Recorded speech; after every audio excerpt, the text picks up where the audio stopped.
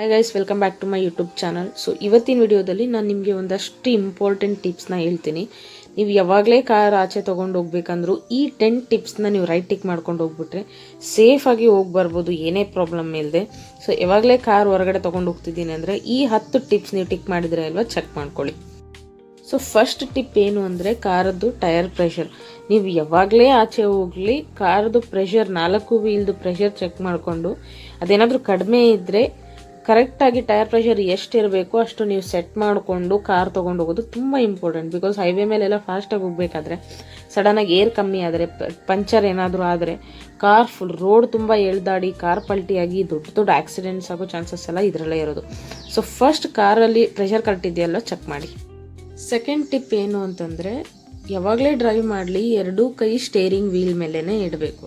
ಯಾಕಂದರೆ 2 ಕೈ steering wheel ಮೇಲೆ ಇದ್ದಾಗ ನಿಮಗೆ ಕಂಟ್ರೋಲ್ ಈಸಿಯಾಗಿ ಸಿಗುತ್ತೆ ಆ್ಯಂಡ್ ಕಂಫರ್ಟಬಲ್ ಕೂಡ ಇರುತ್ತೆ.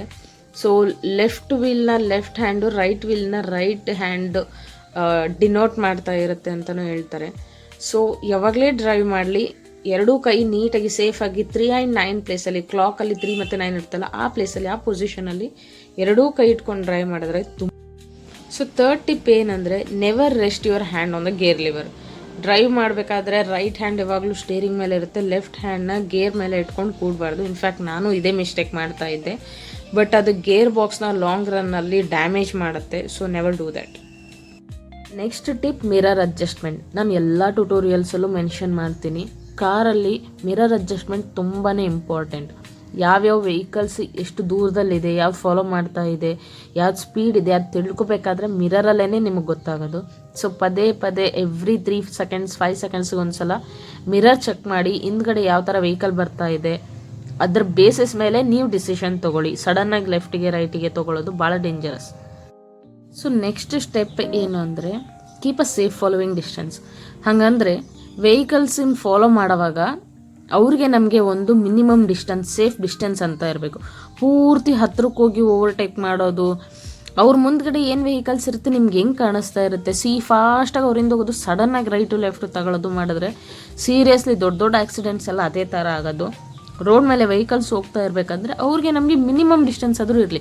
ಅವ್ರು ಬ್ರೇಕ್ ಹಾಕಿದರೆ ನಮಗೆ ಬ್ರೇಕ್ ಹಾಕಬೇಕು ಅನ್ನೋಷ್ಟು ಯೋಚನೆ ಮಾಡೋಕ್ಕಾದ್ರೂ ಟೈಮ್ ಬೇಕು. ಲೆಫ್ಟ್ ಇಂಡಿಕೇಟರ್ ಸಡನ್ನಾಗಿ ರೈಟ್, ಒಬ್ಬೊಬ್ಬರು ಇಂಡಿಕೇಟರ್ ಹಾಕಿ ಇಮಿಡಿಯೇಟ್ಲಿ ಟರ್ನ್ ಮಾಡಿಬಿಡ್ತಾರೆ, ಅದು ಸುಮ್ಮನೆ ಫಾರ್ಮ್ಯಾಲಿಟಿಗೆ ಅನ್ನೋ ಥರ. ನಿಮ್ಗದು ಟೈಮೂ ಸಿಗಲ್ಲ ಅಲ್ಲಿ ಯೋಚನೆ ಮಾಡೋಕ್ಕೆ. ಸೊ ಮಿನಿಮಮ್ ಡಿಸ್ಟೆನ್ಸಲ್ಲಿ ಸ್ವಲ್ಪ ದೂರದಲ್ಲಿದ್ದಾಗ ಏನಾಗುತ್ತೆ, ಅವರು ಏನೇ ಡಿಸಿಷನ್ ತೊಗೊಂಡು. ಸೊ ಈ ಟಿಪ್ ಭಾಳ ಇಂಪಾರ್ಟೆಂಟ್. ನೀವು ರೋಡ್ ಮೇಲೆ ಹೋಗ್ತಿರ್ತೀರ, ಏನೋ ಯೋಚನೆ ಮಾಡ್ತಾ ಸಡನ್ನಾಗಿ ಏನೋ ಒಂದು ನೆನಪಾಗ್ಬಿಡುತ್ತೆ, ಅಲ್ಲೇ ಇಮಿಡಿಯೇಟ್ಲಿ ಬ್ರೇಕ್ ಹಾಕ್ಬಿಡೋದು. ಅದು ತುಂಬ ವರ್ಸ್ಟ್ ಡ್ರೈವಿಂಗ್ ಎಕ್ಸ್ಪೀರಿಯೆನ್ಸ್. ರೋಡ್ ಮೇಲೆ ಹೋಗ್ಬೇಕಾದ್ರೆ ಎಲ್ಲಂದ್ರಲ್ಲಿ ಸಡನ್ನಾಗಿ ಸ್ಟಾಪ್ ಮಾಡಿಬಿಡೋದು, ಬ್ರೇಕ್ ಹಾಕ್ಬಿಡೋದು, ಅಥವಾ ಆ ಕಡೆ ಈ ಕಡೆ ನೋಡ್ಕೊಂಡು ಹೋಗಿ ಸಡನ್ನಾಗಿ ಮುಂದ್ಗಡೆ ಏನೋ ಜಂಪ್ಸು ಪ್ರಾಬ್ಲಮ್ಸ್ ಬಂದಾಗ ಬ್ರೇಕ್ ಹಾಕೋದು ಮಾಡಬಾರ್ದು. ರೋಡ್ ಮೇಲೆ ಕಾನ್ಸಂಟ್ರೇಷನ್ ಇರಲಿ, ಡಿಸೈಡ್ ಮಾಡಿ, ಯೋಚನೆ ಮಾಡಿ, ಟೈಮ್ ತೊಗೊಂಡು ಹಿಂದ್ಗಡೆ ವೆಹಿಕಲ್ಸ್ನ ನೋಡಿ ಬ್ರೇಕ್ ಮಾಡಿ.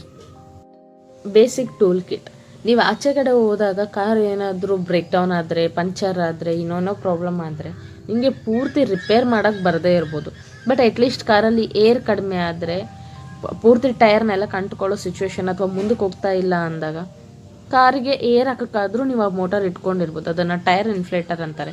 ಅಟ್ಲೀಸ್ಟ್ ಅದನ್ನಾದರೂ ನೀವು ನಿಮ್ಮ ಜೊತೇಲಿ ಇಟ್ಕೊಂಡಿದ್ರೆ ಎಲ್ಲಾದರೂ ಏರ್ ಕಡಿಮೆ ಆದಾಗ, ಅಥವಾ ಮನೆಯಲ್ಲೇ ಇದ್ದಾಗ ಪ್ರತಿ ಸಲ ನೀವು ಪಂಚರ್ ಶಾಪ್ಗೆ ಹೋಗೋಕ್ಕಾಗಲ್ಲ ಅಂದಾಗ ನೀವೇ ಮನೆಯಲ್ಲಿ ಟೈರ್ಗೆ ಏರ್ ಫಿಲ್ ಮಾಡ್ಬೋದು, ಏರ್ ಇನ್ಫ್ಲೇಟರ್ನ ಇಟ್ಕೊಬೋದು. ಮತ್ತು ಇನ್ನೊಂದಷ್ಟು ಜಾಕಿ, ಅದು ಇದು ಬೇಸಿಕ್ ಟೂಲ್ಸ್ನ ಇಟ್ಕೊಂಡು ಅದು ಸ್ಟೆಪ್ನಿ ಚೇಂಜ್ ಮಾಡೋದು ಕಲಿತ್ರೆ ತುಂಬ ಯೂಸ್ಫುಲ್. ಕಾರ್ ಬ್ಲೈಂಡ್ ಸ್ಪಾಟ್ಸ್, ಇದು ತುಂಬ ಇಂಪಾರ್ಟೆಂಟ್ ಥಿಂಗ್. ಕಾರ್ ಆಗಲಿ, ಬಸ್ ಆಗಲಿ, ಯಾವುದೇ ದೊಡ್ಡ ವೆಹಿಕಲ್ಸ್ ಆಗಿರಲಿ, ಒಂದಷ್ಟು ಬ್ಲೈಂಡ್ ಸ್ಪಾಟ್ಸ್ ಅಂತ ಇದ್ದೇ ಇರುತ್ತೆ ವೆಹಿಕಲ್ಸಲ್ಲಿ. ನೀವು ಕಾರಲ್ಲಿ ಡ್ರೈವಿಂಗ್ ಸೀಟಲ್ಲಿ ಕೂತ್ಕೊಂಡ್ರೆ ಮಿರರಲ್ಲಿ ನೋಡಿ, ಆ ಕಡೆ ಈ ಕಡೆ ವೆಹಿಕಲ್ಸ್ ಬರೋದು ಕಾಣಿಸುತ್ತೆ. ಮಿಡಲಲ್ಲಿ ನೋಡಿದರೆ ಆ ಮಿರರಲ್ಲೂ ನಿಮಗೆ, ರೇರ್ ಮಿರರಲ್ಲೂ ಹಿಂದ್ಗಡೆ ಯಾವ ವೆಹಿಕಲ್ಸ್ ಬರುತ್ತೆ ಅಂತ ಕಾಣಿಸುತ್ತೆ. ಬಟ್ ಮಿರರಲ್ಲೂ ಕಾಣಿಸದೇ ಇರೋಂಥ ಒಂದಷ್ಟು ಬ್ಲೈಂಡ್ ಸ್ಪಾಟ್ಸ್ ಇರುತ್ತೆ. ಪಕ್ಕದಲ್ಲಿ ಕಾರ್ ಓವರ್ಟೇಕ್ ಮಾಡಬೇಕಾದ್ರೆ ಮಿರರಲ್ಲಿ ತುಂಬ ಹತ್ತಿರ ಕಾರ್ ಬಂದರೆ ಮಿರರಲ್ಲಿ ಕಾಣಿಸಲ್ಲ. ನೀವು ತಲೆನ ಸ್ವಲ್ಪ ಹಿಂಗೆ ತಿರುಗಿಸಿ ಪಕ್ಕದಲ್ಲಿ ನೋಡಿದ್ರೆ ಅವಾಗ ಅಲ್ಲಿ ಕಾರ್ ಇರುತ್ತೆ, ಬಟ್ ಮಿರರಲ್ಲಿರಲ್ಲ.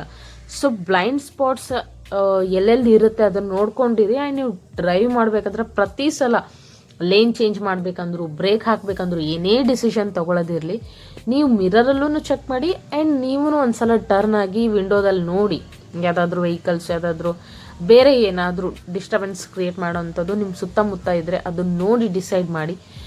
ಮಿರರಲ್ಲಿ ನೋಡಿ ಯಾವುದೋ ವೆಹಿಕಲ್ ಬರ್ತಾ ಇಲ್ಲ ಅಂತ ಸಡನ್ನಾಗಿ ಲೈನ್ ಚೇಂಜ್ ಮಾಡೋಕೆ ಹೋಗ್ಬಾರ್ದು. ಬಿಕಾಸ್ ಆಲ್ರೆಡಿ ಒಂದು ವೆಹಿಕಲ್ ಓವರ್ಟೇಕ್ ಮಾಡ್ಕೊಂಡು ನಿಮ್ಮ ಕಾರ್ ಪಕ್ಕನೇ ಬಂದುಬಿಡುತ್ತೆ ಆಲ್ಮೋಸ್ಟ್ ಹತ್ತಿರದಲ್ಲಿ.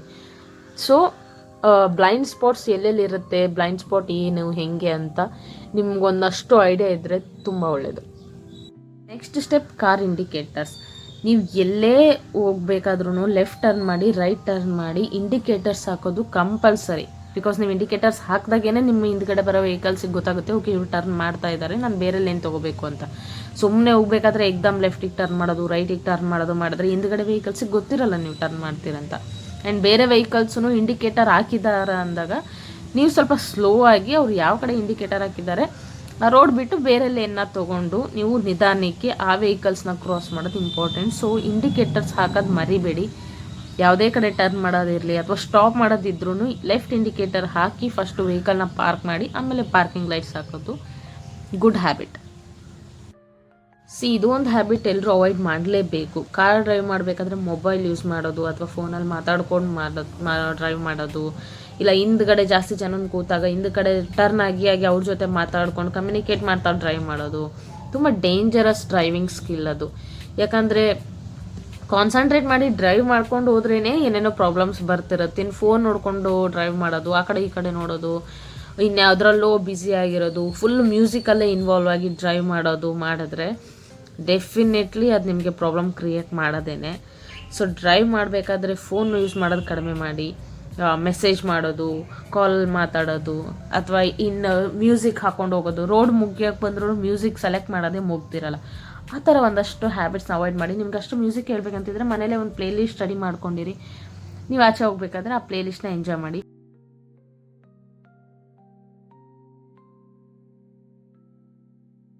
ಕಾಂಪಿಟೇಷನ್ ಥರ ತೊಗೊಂಡು ಇನ್ನೊಬ್ಬರಿಗೆ ಪ್ರೂವ್ ಮಾಡೋದು ಬೇಡ. ಹ್ಯಾಪಿಯಾಗಿ ಡ್ರೈವ್ನ ಜರ್ನಿನ ಎಂಜಾಯ್ ಮಾಡಿ. ಈ ವಿಡಿಯೋ ನಿಮ್ಗೆ ಇಷ್ಟ ಆಗಿದ್ರೆ ಲೈಕ್, ಶೇರ್, ಸಬ್ಸ್ಕ್ರೈಬ್ ಮಾಡಿ. Thank you so much. I will come back with a next video. Bye by.